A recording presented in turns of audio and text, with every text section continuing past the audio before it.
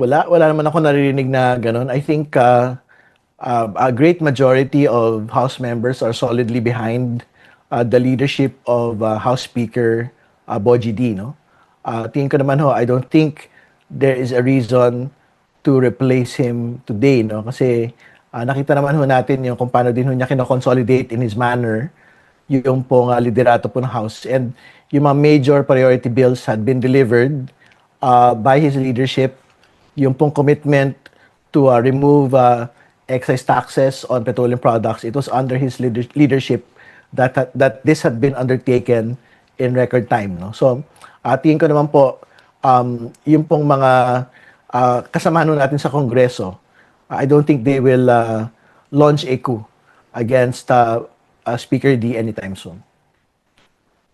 Thank you, Koong. Tingin niyo saan galing to? Yung ganitong mga reports or ganitong ugong? Tingin ko palipad hangin lang yun.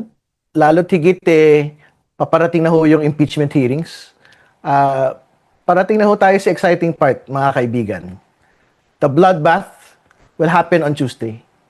In each and every arena na pwede ho talagang panagutin na atin pong Vice Presidente. Una, pag lagi pong meron talks of a coup, lagi pong merong talks, for example, challenging the health of the President, no? Parang ano ho ito panggulo po ito doon sa pag-iisip din po ng mga House members, baka biglang magkaroon po ng palitan ng liderato, not just in the House but also at the level of the President, hindi ba? Para hindi ho sila mag-participate, no, sa impeachment proceedings laban kay Vice President Sara Duterte. Pero ang totoo ho, yung mga usapin po ng mga coup, kung 10 o 20 lang ho yung mga nag-uusap, it is something that will never be launched and it will never be successful. Hindi ba?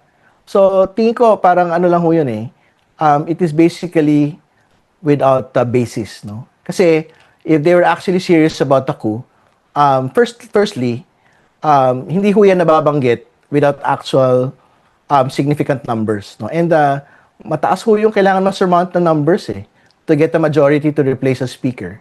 No, yun po yung una. Pangalawa, there is no reason to undertake a coup during a long break. Hindi ba?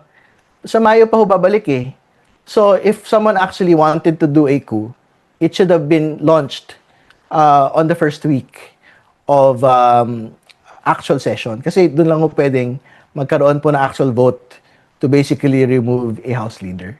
No? So, yan. I think these are the basis kung bakit tingin natin palipad hangin po ito at it is basically part of a propaganda war against the impeachment.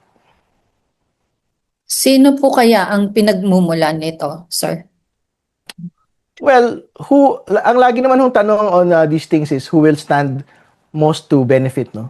Pagka ho nagkaroon po ng ganito. Siyempre, wala pong iba, kundi po yung kampo po ng ini-impeach na public official, no? So, sila na hong bahala kung totoo ba o hindi ito pong coup rumors po na ito. But as far as we're concerned, I think it has no basis in fact. It has no basis on actual numbers in the House today. Sir, categorical lang. So si VP Sara ang pinagmumulan ng mga coup rumors na ito? Tingin ko mga aliado po ni VP Sara, yung pong pinagmumula ng coup rumors po na ito.